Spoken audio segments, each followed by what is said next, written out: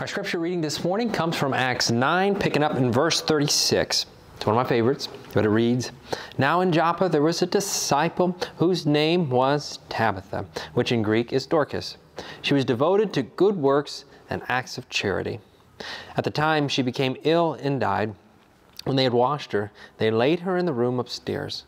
Now since Lydda was near Joppa, the disciples, who heard that Peter was there, sent 2 men to him with a request, 'Please come to us without delay.' So Peter got up and went with them. And when he arrived, they took him to the room upstairs. All the widows stood beside him, weeping and showing tunics and other clothing that Dorcas had made while she was with them. Peter put all them outside. Then he knelt down and prayed. He turned to the body and said, 'Tabitha, get up.' Then she opened her eyes, and seeing Peter, she sat up. He gave her his hand and helped her up. Then calling the saints and widows, he showed her to be alive. This became known throughout Joppa, and many believed in the Lord. Meanwhile, he stayed in Joppa for some time with a certain Simon, a tanner." Friends, may God add a blessing to the hearing, to the reading, and the living of this word. Now, we are in a teaching series or a sermon series these couple weeks that we've called Wrestling with Doubt and Finding Faith.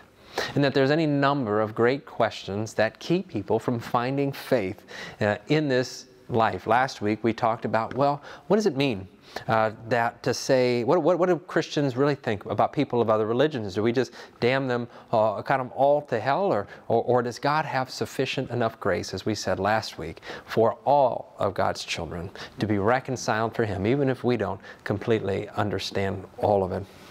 And today, I want to hit on a point or a question that keep many skeptics from coming to faith or coming to be Christians, and that is this, right?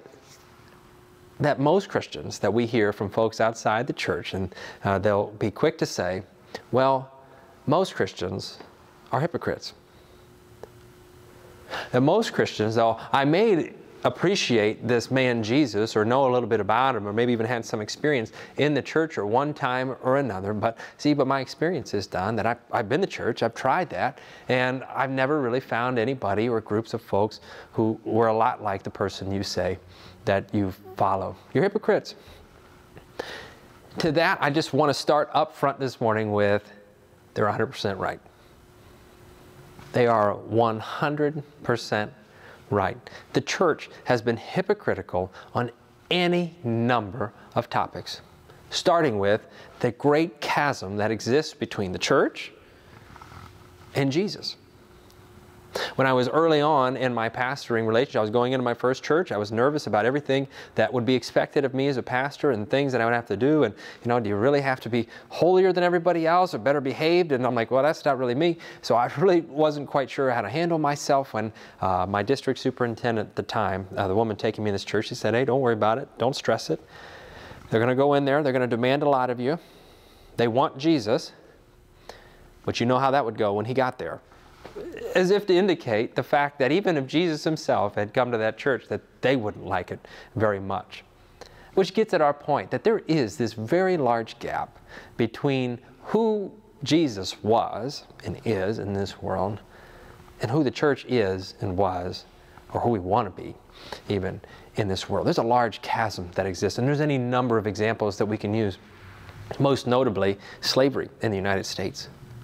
And that even our beloved Methodist church then split into AME North and AME South, where we had good, faithful Christians believing that it was their own divine right to own another human being, and used our biblical passage to justify such a thing. We've had churches, and in the name of religion, Christians have persecuted people all over this world. And when early Christians, back certainly in this day, when we read all the way up into Acts chapter 9, were being persecuted. It's not too long till Christians get power, and they begin using that power against others. That instead of being wounded healers like Jesus, we tend to be those in power who inflict wounds on other people. We created systems. We kept people out. We created unnecessary rules that we became gatekeepers instead of students or disciples like this woman named Tabitha. There is a huge chasm between Jesus and the church. And so when folks do tell me, well, Don, churches and religious folks are just hypocritical at the end of the day, the honest answer is, we are. We absolutely are.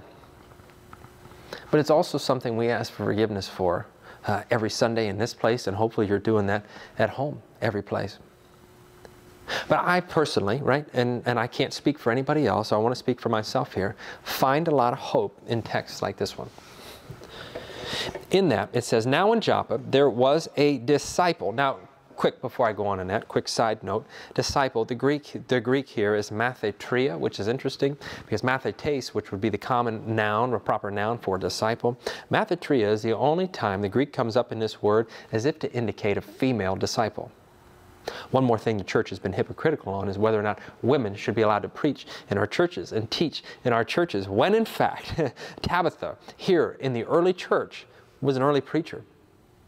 And not to mention the fact that Lydda near Joppa was probably the further edge of where evangelism was occurring for this early Christian movement. And where do we find on the edge, the cutting edge, spreading the gospel of Jesus Christ? We find a woman of all places, while Peter and the rest of them are back in Jerusalem, back where the movement had gotten its start. But here, out on the outskirts of where the Christian movement at that time was beginning, you find Tabitha doing the hard work of being Christians in a place that probably had a number of skeptics about why she was there to begin with.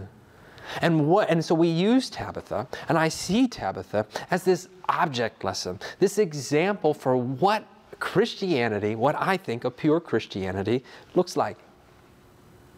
Tabitha, on the far reaches, was there, and we get indications from this text a little bit about how much people cared about her and that they prepared for her burial even after she died. And then when Peter comes up last minute to heal her, we get an indication of what her ministry was. All the widows stood beside him, weeping and showing tunics and other clothing that Dorcas had made while she was still with them. This woman had taken on widows, and as we know, widows in those early days in the ancient Near East were seen as way far less than, on the outskirts of society. If they didn't have a husband to care for their basic needs, they didn't have anybody. Legally, they had no status. But along comes this woman disciple to find the people that are hurting the most, who needed the basic necessities of life, and we find the woman disciple named Tabitha, there to offer clothing, perhaps to offer food, a home, and a loving relationship in that way. And it doesn't appear that Tabitha ever asked for anything in return. The church has been hypocritical, I'll admit. But when I find examples like Tabitha here, I wonder why we have highlighted other folks in our biblical narratives and texts, and I think we're a bit hypocritical as to why folks like Tabitha aren't as elevated to the level of someone like, well, say, St. Paul. Tabitha, who's out here, much like him, doing the hard work in this community, clothing people, housing people, doing what needs to be done in this kind of community, displays a certain level of, oh, well, this is what Jesus did in his life. Where her beliefs in Jesus Christ were now mirrored in her actions, where her beliefs came full form in Joppa with action. It's long been my dream. It's just one of those things that doesn't make your top to-do list. And that while we have folks in churches with any number of kinds of Bible studies and orders, I wish we had an order of St. Tabitha. Of folks who were devoted to using their lives and their talents and their gifts and their resources for serving the least of these in our community. Because that's exactly what we see Jesus do in all four of our Gospels. While we can see many examples of this, within churches all over our country. I wonder if we wouldn't be better served off as a church, and we could answer the question better when folks say, well, aren't Christians just hypocritical? When our churches took seriously the call and the mission of Jesus Christ to live that out into the world. What would it look like if people selected churches that they went to, not necessarily based on worship styles or whether or not their children's ministry program was as good as the one next door? What if they were selecting churches based on things like, well, this church seemed to have organized itself around providing housing for people who doesn't have it. I've really been interested in something like that. Come on, family, let's go see what we can do. Or, you know, this church, because I live here, really has a passion for seeking justice for the LGBTQ communities in our world and seeing that they have equal inclusion in all places in our community to make sure that there's a safe place that they can go. That's a passion of mine. God has called me to that work, and I would go to a church based on that aspect. What if I went to a church based on the fact that we sought justice for young brown and black people in our communities?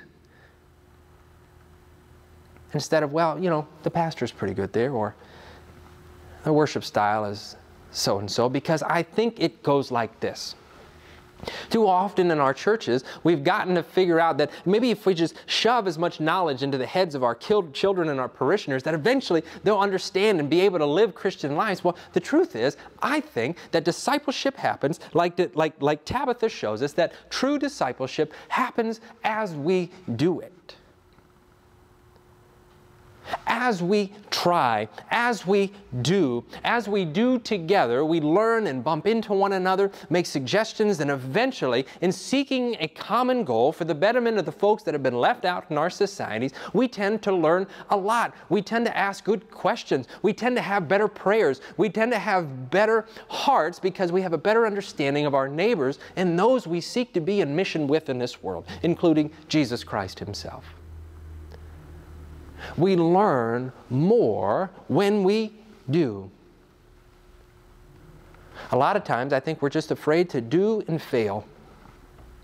Oh, we tried that and it didn't work. We tried that, we didn't show up. We tried that one thing. You know how often down here, and we've been pushing an effort in our downtown community to build affordable housing, to make sure that our families and children in our community have safe and affordable places to live, and that people have fresh and healthy food to eat, that we have safe streets to walk on, access to educational opportunities, and make sure that health care is available to every resident of this city. And in so doing, we do something that I like to call community organizing. And community organizing is just this, organizing folks around given causes and those kinds of things. But the truth is, even though you might have so many people within a community, every time you hold an event, whether it's a barbecue or something, we got a tenant union meeting coming up here on May and 19th, and where we're trying to organize folks who have been subject to poor living conditions as a result of slumlords taking advantage of them. We're trying to organize them, get people together, realize that they have power in their voices when they come together, and that we can stand up against the powers of money, and these landlords have been taking advantage of people for a really long time. But when we hold these events, truthfully, we know there's a lot of those folks out there. But you usually only get 20, 25 people. But let me tell you something. Those 20, 25 that show up to have dinner and have a conversation about what they can do to help their neighbors, I would live and fight and die for those 25.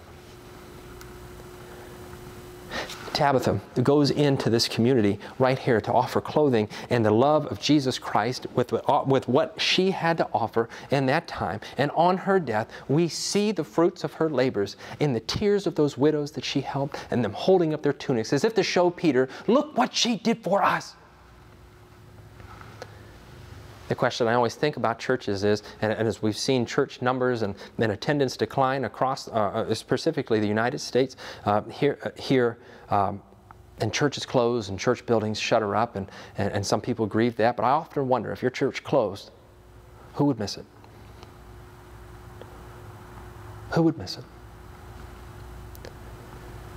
And sadly, probably that answer for many of those churches is probably the people that would miss it were just those few folks that hung on in the end. But the thousands of people living outside that church, either in positions of squalor, people who feel like the church overlooked them for a long time, those LGBTQ folks who weren't allowed in to begin with, and for many years, the people who felt left out of that space probably aren't going to miss it. I don't know how many widows that they would have show up and show the tunics and their hearts and their tears as a result of it being closed. That's why I say when folks look at you and say, well, Christians are just hypocritical. Well, yeah, guilty as charged. But with the help of examples like Tabitha, and when I come into this place, and when I bring my family into this place, and I see the man Jesus Christ in our rose window there, and we sing the songs and in worship, and I feel empowered to recognize the chasm not only between me, but between our church and Jesus Christ, I feel empowered to do something about it. Because it not only brings life to me, but I've seen the power and the life that it can bring to the community outside of these walls. People who show up here who have no idea about the poverty right outside of this church, who come in here and ask me good questions after church. Well, Don, you know, I didn't know that. What can I do to help? And in so doing, you might have asked, it's like you just asked me who Jesus was to begin with, because I believe that better than me describing it would be me taking you and showing you. Make a tunic. And then we work together and we get out there and we do and we work and we serve together. We learn more about each other and we know more about this man Jesus, and we tend to grow in love over the course of our lives.